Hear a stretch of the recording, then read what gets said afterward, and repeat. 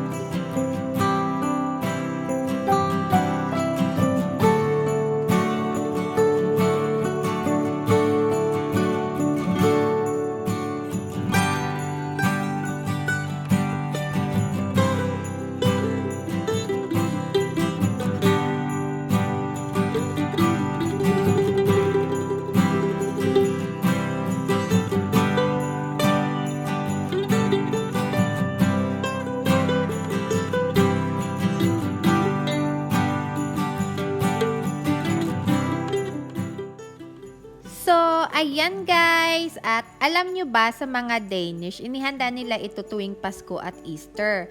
Pwede nyo ito ihanda this coming holidays using toast cups. At kung gusto nyo ng creamy sauce, pwede kayo gumamit ng milk or cream dito. Saka, ang asparagus, pwede rin kayo gumamit ng fresh, mas mainamata. Yun, di ba? So, pero, dito kasi gamit nila yung nasa canned or bottled asparagus. So, that's it guys! I hope you will try this recipe at home. Thank you so much for watching. Please don't forget to like, subscribe, and hit the notification bell para lagi kayong updated kung may bago akong video. Bye and happy holidays!